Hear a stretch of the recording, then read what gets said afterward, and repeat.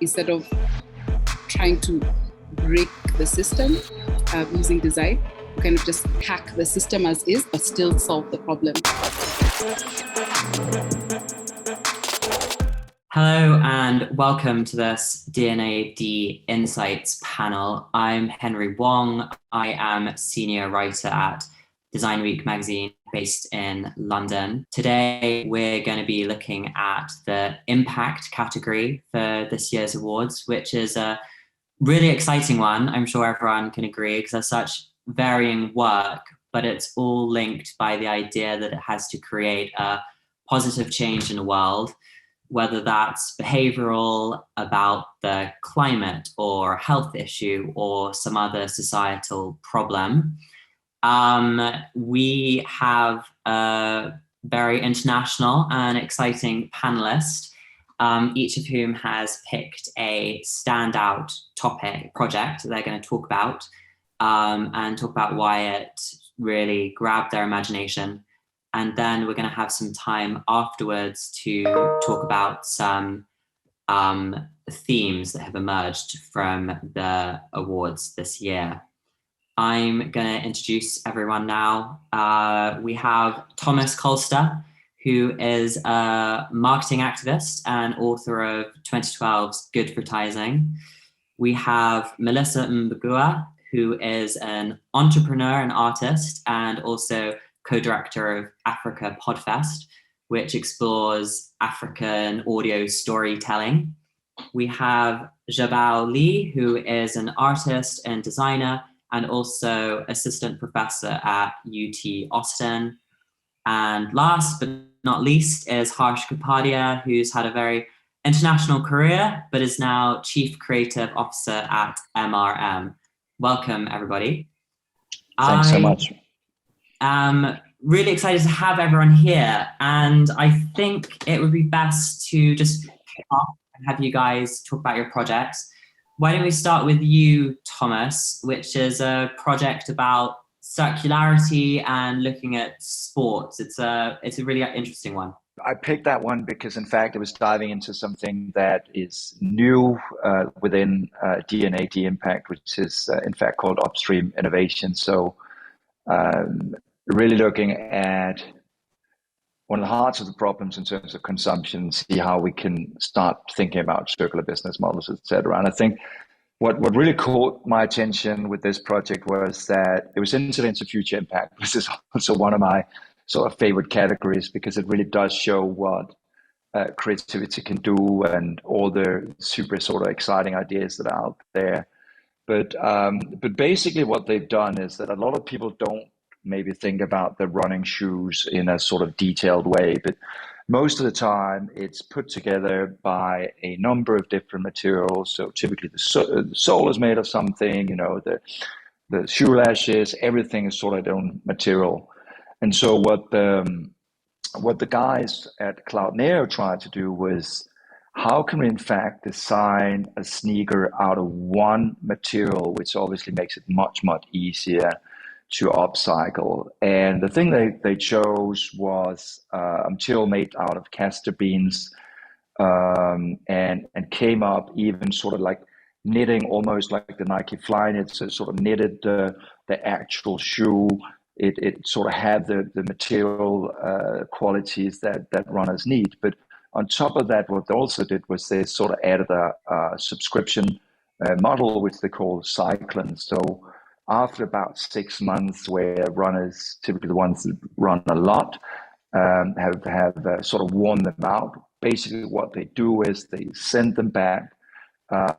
It gets into this closed loop, and it can be turned into yet another pair of running shoes. So I think this is sort of like a really, really smart and clever way of showing how we can sort of come out of what we usually blame for in advertising, this sort of consumption drive. One of the things that you mentioned there is how it turns traditional ideas of sports consumption on its head. And that's a really exciting prospect, isn't it? It's, it's about material innovation, but it's also making us rethink an object that's really familiar, the running sneaker. Yeah, I think as you mentioned, I think a lot of the ideas that we celebrate at D&AD Impact is about behavioral change.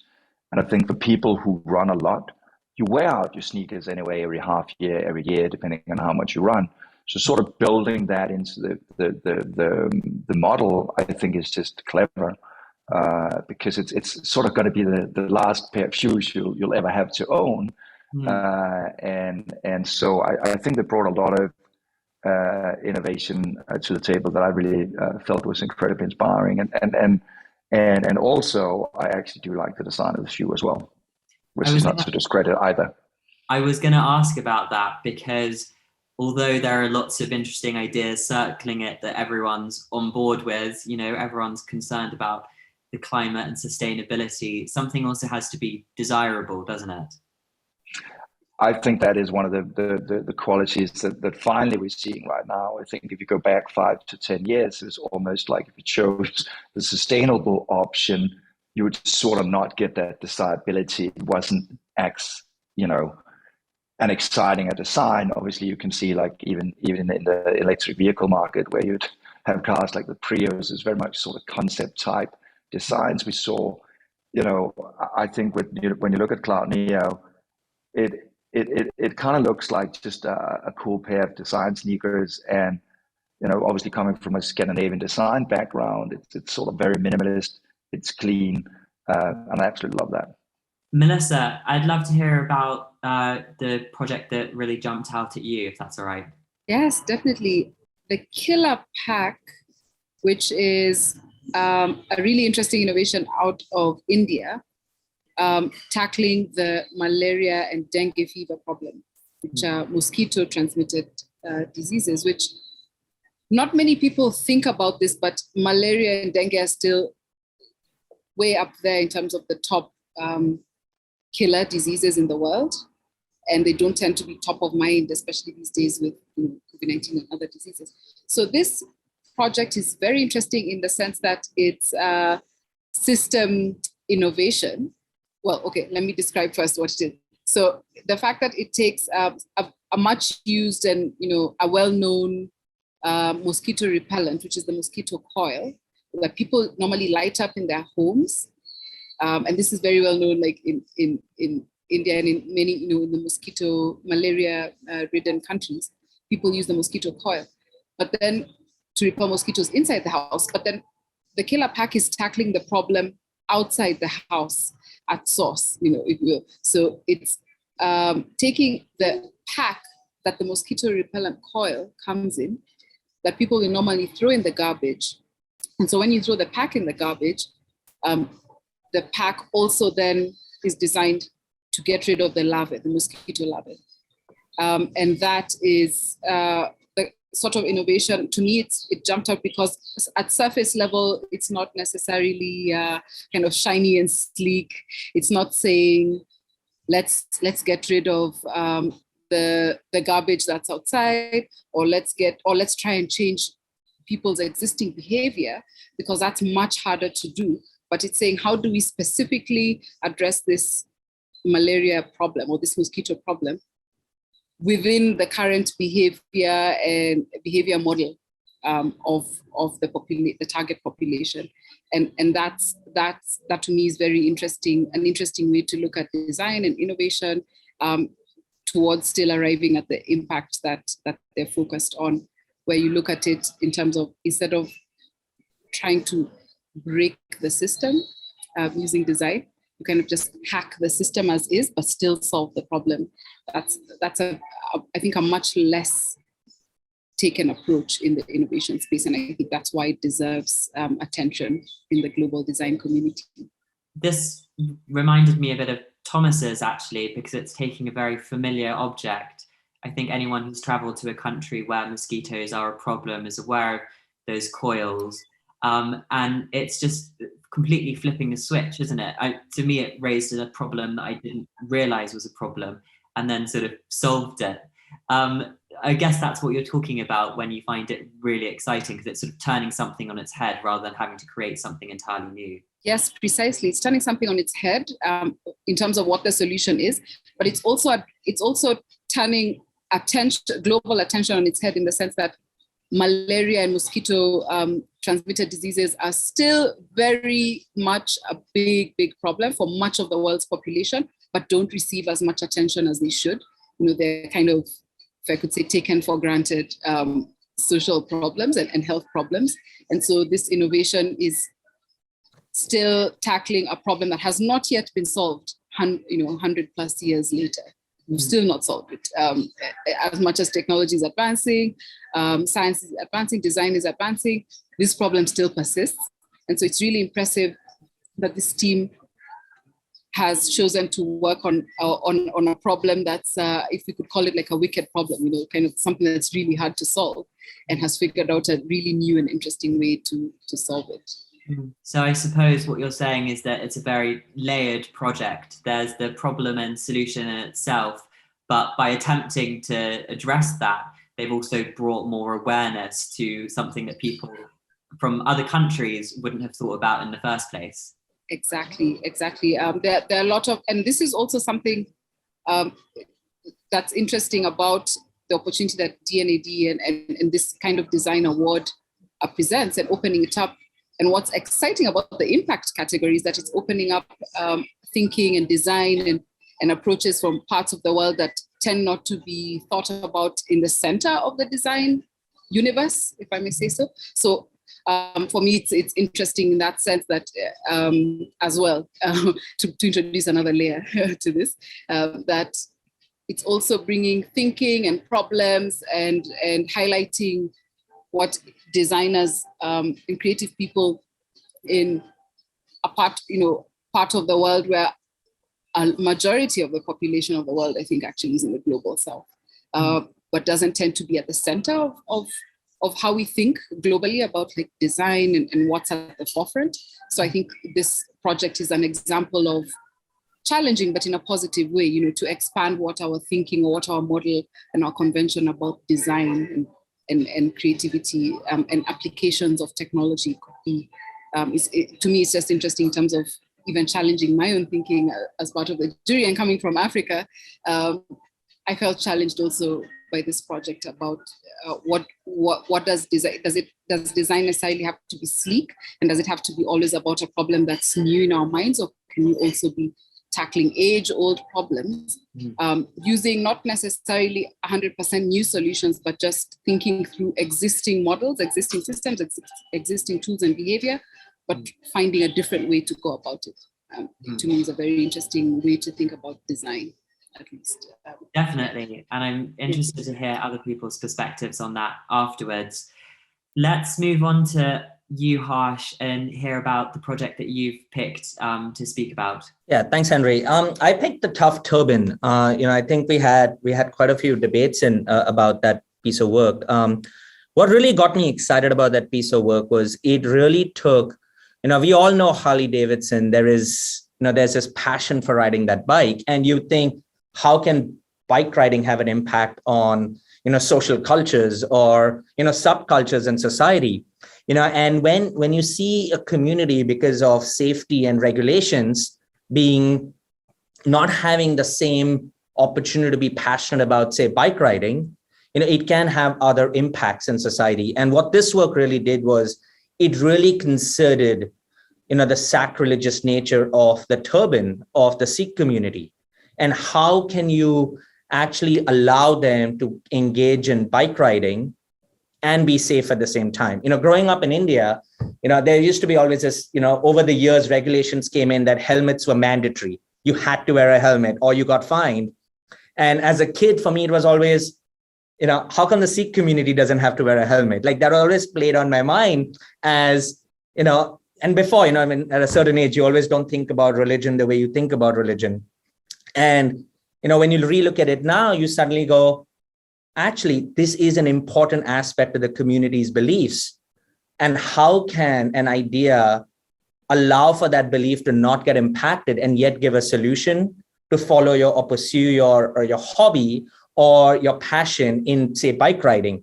And I think with this idea, Harley Davidson also opened up its audience from, a stereotype of the audience that we all picture who rides a Harley Davidson to something we've never seen before, right? And I think Harley Davidson has just taken the lead in this opening of this cultural aperture, but an idea that can be adopted by almost every bike brand, every biker out there to make this bigger. And it starts with bike riding, but I could see this application expanding to a lot of other elements where religious headwear or just headwear could be modified and modernized in a way without questioning religious beliefs. I'm interested in what some of those debates were during the judging, and maybe have some ideas. I suppose one of the things I'm interested in is, why did this project take so long until 2022 to actually happen? Because as you mentioned, obviously these problems have been going on for a long time. Is it because people view religion and brands as something that don't mix, perhaps? I think it's a really tricky situation for a brand to step into a religious space. You know, it's not that it can't be done. It's not that it's not invited, but it needs to be for the right reason, right? Here, they saw that a religious belief may not allow someone to be passionate about bike riding. And this is where the extension of Harley Davidson's purpose comes in. You know, they weren't doing something to feel good. They weren't doing something to save the planet, but they were doing something to extend their obsession of letting the thrill of bike riding stay for everyone, right? And I think that's where it was a delicate balance on how they intertwine themselves with a religion where it could have been questioned, but it's done very tastefully. It's done without questioning beliefs. In fact, it's done to make sure the society doesn't feel that your religion or your beliefs have to come in the way of your passion. Right? So it's not always an easy thing. You know, there are brands that have stepped into that space and not been successful. And sometimes ideas are ahead of their time, and sometimes the cultural context hasn't been considered sensitively. So yeah, it could be a few factors that probably played into why we're seeing this idea now and not 10 years ago, 20 years ago. As everyone on the panel is, I'm sure, aware of, particularly Thomas, that idea of purpose can be so thorny, can't it? And I suppose what's refreshing about this project is it is a really delicately handled example of that, but it also has an element that's quite fun. When you see the project, you sort of think that's got a really great hook, doesn't it? As well as solving something that's important. Mm-hmm. Absolutely. And, you know, one of the debates, you asked about the debates as well. You know, one of the debates we had as a group was, we wished Harley Davidson took this to the next level, where they actually created and sold those turbans rather than doing all the R&D, creating the pilot, and then it being open source for all bike manufacturers to take on. We wished if they actually manufactured these turbans and led the way, led all the bike riding ways to go, you can actually buy it from here. You know, I think that's where I feel there was a miss from Harley Davidson, where they could have owned safety within the space of bike riding versus just worrying about who sits on the Harley Davidson seat. Let's hope that they watch this panel and are inspired by your words. Finally, we're going to hear from Jiabao about the project that you chose. I chose the bread exam. That's the name of the project. And first, the background is in the tradition in Lebanon prevented the Lebanon women from talking about their bodies. And also culturally, they respect this tradition, this taboo. And on another side, breast cancer is this leading cause of cancer death among women. But most of the cause can be cured if they detected early enough. And I think there's, like, even in countries that don't see this as a taboo, there's not proper education, not enough education on how to self-track the breast. So they take on a very clever, very smart and fun take to use the action of kneading the bread, this gesture, and not even talk about this is about breast, how to self-track breast cancer, to teach and educate on the internet among different generations, from younger generation to older generation of women. They teach other how to do self-exam, self-track. And for example, like you can pinch or knead and like go around the surrounding and press the doll. And it transformed this, they transform into this very intimate and like I think before I think as shameful subject into a very acceptable and everyday experience. And what is more amazing is the people who do this later tied the behavior of making a doll or tied the baking into, oh, now I need to do self-check, self-exam. So that become a cue. So if you think about the behavior change cycle, the cue, action, reward, the baking or that bag of flour become the cue.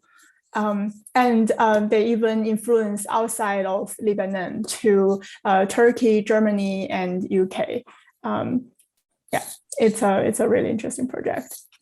Yeah, it is. And as you were mentioning there, it really sort of took off, didn't it? And went viral in a good way. Why do you think that was? I mean, you sort of touched on some of the ways in which, you know, people were able to interact with it quite easily and the sort of reward of it. But why do you think it caught on in that way? Did you or the judges have any sort of ideas about its effectiveness? I think so. Baking, everybody loves eating food, and baking is the part go before it. And it's a very cheerful and easy to talk with subject, and people like to share about it, share a good recipe, and they involve, like in the video we see like older generation teaching the young generation and young generation teaching back. And like, it's like there's a fluid, not much barrier communication there. I think that was an important factor. Yeah.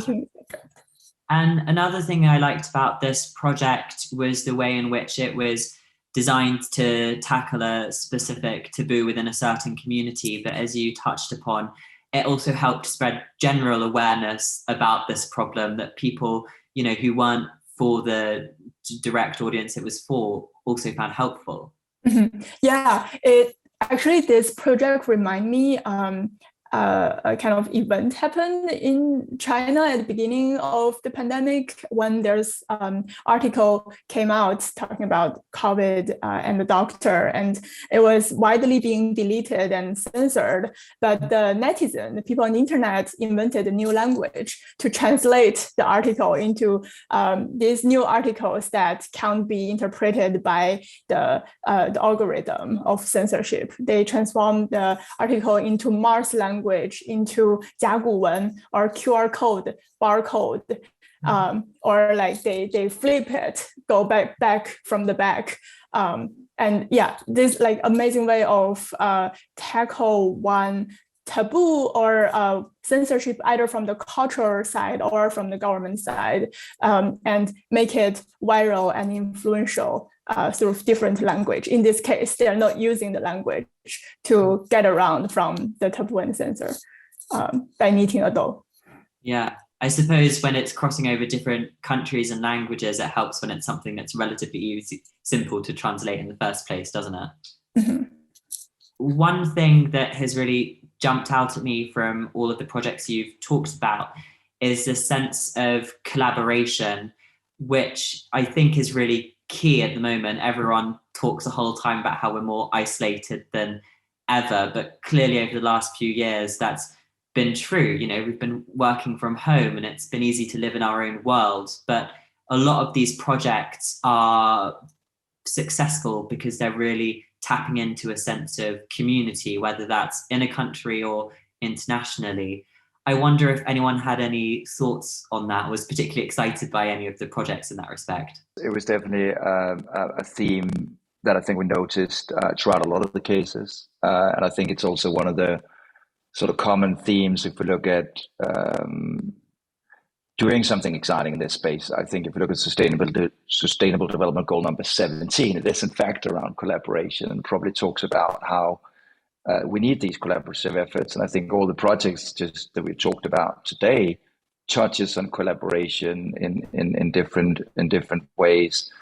You know, Killer Pack, how they work together with WHO. I mean, if we look at the exciting helmet example, I think they sort of put it up there to the community and say, everyone who want to download how this can be done, please go and do that, which is sort of the same generosity we saw back with Volvo when they, in fact, in the 60s and 70s, with Nicholas Pauline, who invented the seatbelt that we all know today, also said, no, we don't want to commercialize this. We actually want to give that away for free.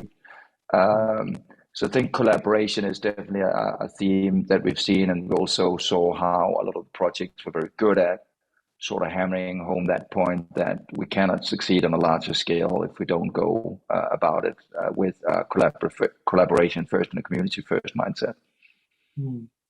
I think the other part of collaboration is also brands now having to give value to their consumers, right? And value not just being the products and services they make. So in the case of the Turban, it's the value of safety to a community that historically wasn't being considered in bike riding, or, in Killer Pack, the value was extending, the brand extending their purpose in keeping mosquitoes away, not just in your household, but somewhere where, the larva, the eggs are actually born, right? They're all extending their purpose into spaces one would have said is someone else's problem. So it's a sort of evolution of how we understand collaboration, isn't it? When people are going into more unpredictable spaces, but you think that perhaps could be a recipe for success in the future if it's all done delicately, as you mentioned before, Harsh. I was just going to build on, yes, and it's also making sure those nuances in all the different cultures are considered for the right reason, right? And I think it's okay for brands to be selfish for it to serve themselves, as long as you're still giving your audience or your consumers the value you're set out to do. Yeah, I think, and this, like, we see the collaboration between the design brand and among the scientists, like for AVA. But there's also the collaboration between the design and the end user. In this case, some of them are indigenous people or the local culture. They almost like co-design with them and respect their culture. Like for example, AVA, they need to wash their clothes. They need to wash it in the river instead of polluting it. Use this soap to actually clean it.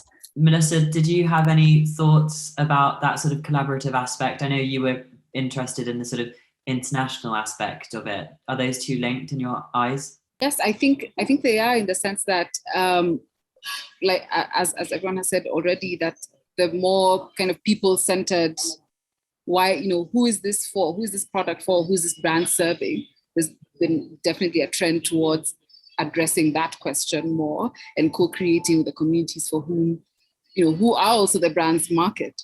And so it benefits everybody. But there's also interconnectedness because, for example, with solving environmental or health issues, if you solve in one space, you're going to, affect different parts of the world in ways that we may see or not see, right? Just because of how, for example, the environmental system is linked, health system is linked, and we've lived through in a very big way how this interconnectedness works just the past couple of years.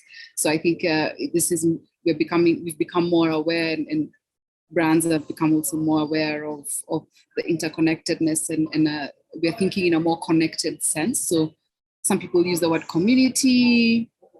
I hear the word community a lot these days, at least from my, in my perspective, and in the area I work in. So I think collaboration, community, interconnectedness, international, global, all kind of speaking to, in my view, are all speaking to the same sense of we all belong to a system that's connected. And so we can't afford anymore to sort of just think inside our bubbles anymore and work inside our bubbles anymore, which is interesting for what the future holds, as Thomas is talking about how future impact is one of the more interesting subcategories, and I think I agree that it's very interesting in terms of thinking into the future, what design will start to look like. I mean, thinking about the future, I know that there's been quite a universal theme sometimes of feeling a bit overwhelmed by what's going on in the world. Understandably, over the past few years, I think people have felt quite helpless. And something that jumped out about your projects, but also the shortlist, was that these are all about making quite a specific action towards something that's quite big, whether that's signing up for a shoe that, and you're contributing to a way to solve a much wider issue. I wondered if you saw in the shortlisted entries a theme about the projects that did that really well, because it's much easier said than done, isn't it? One of the biggest debates we were having, or our elimination process, if you will, great idea, but how did it actually apply in the real world? Right? And I think that's the difference, I would say, was for us as an impact jury. Did it have long-term impacts? Or, like Melissa was suggesting, could the solution here get reapplied in another culture, in another country, in a different way, or in the same way where that problem wasn't being considered? If anything, the pandemic has shown us how we are, while all the economies might be different and cultural backgrounds might be different, there is a degree of, challenges as a world that work for all of us or don't work for all of us. And, I think that's where, as a group, there was a lot of debate on, is the work at its infancy stage, or is it developed enough to really have real world impact? Or does it have the potential to do this if a brand kept pushing deeper and deeper into it? And I think also there was a lot of, compared to also some of the other years, I think there was a lot of kind of very concrete, tangible solutions. And I can't help that sort of brought out the humanity in all the work, that this was sort of so human-centered. And even though this year that we had so many sort of quite cultural projects and initiatives and design solutions, I think it all comes down to how well the designer and the creatives actually, in fact, understand our humanity and puts design principles to solve some of that solution. So I saw lots of examples of that this year, and I think that was really, really inspiring at a time of separation and time of war and in the time of pandemic, that we sort of hold on to what actually binds us all together. Melissa, do you have any thoughts on that topic? Yes, definitely. I noticed that there was a focus on well-being and on the SDG around like well-being, health and well-being. So there definitely is something there about the attention that people are giving more to, just human health, human environmental health, and to how connected we are to the world we live in a very natural sense. Like, we are organisms living in nature, we are nature as well. And that's very interesting. It was my first time being a judge at D&AD. So I'm interested in seeing like what happens as a result of like this year's awards, how that will shape entries next year, and trends in what themes people choose to focus on and their approach in the coming years. Definitely. I feel like there won't be a shortage of problems to look at, but they'll surprise us like they did this year. I'm really amazed by all the entries. A lot of the entries the video start with talking about a crisis, and looking through how many, 200, 800, I forgot how many, through this much of video beginning with this part, you feel this word is so doomed and such a mess. But then you see all these designers have come up with all kinds of interesting, clever, wonderful solutions, these thoughts, and have actual impact. It's really amazing to judge and be part of this. And I've learned a lot along the way. One final question I did have, it was brought up by what you were talking about, Harsh, with the Turban project, was that you wished they'd been pushed further in some elements of it, and that was what was causing debates.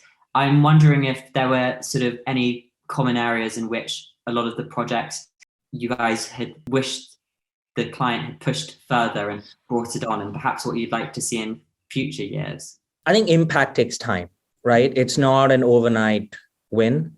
And I think that's where, we as a group were conscious of, yes, there's the eligibility period for award submissions, but, we expect some of these brands to continue, double clicking into what they've been doing, and sometimes, brands, agencies, designers get that confidence when work gets recognized in prestigious shows like D&AD, which is one of the hardest shows to win at, to keep pushing further and further in. Yes, there were a few shows, a few entries that we saw, brilliant idea, powerful ideas.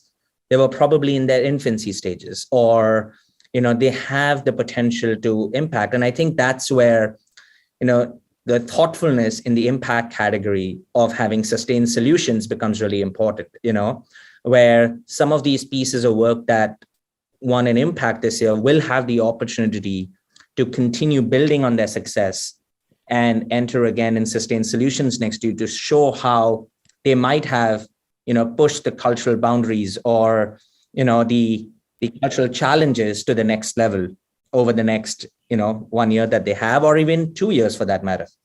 I think, Harsh, you're absolutely right. And I think it's a mindset shift that needs to happen in our industry, because traditionally, and compared to a lot of the other categories, which are sort of very much idea and innovation focused, I think the thing and the challenge with impact is, in fact, that it's not just about the idea, it's as much about the tenacity and your entrepreneurial skill set in making this happen.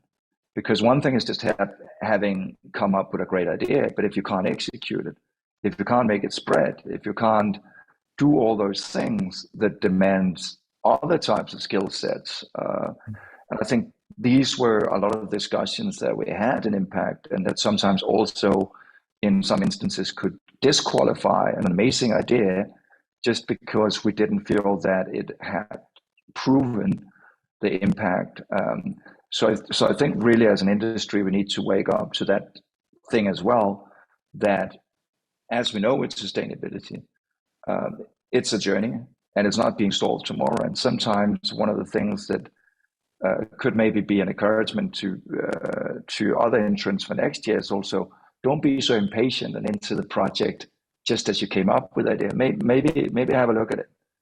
Like, you can enter it in future impact if you have a great idea, but if you want to show the effectiveness of this and the impact that it's having, just have a bit of patience. Show us that there's something in this.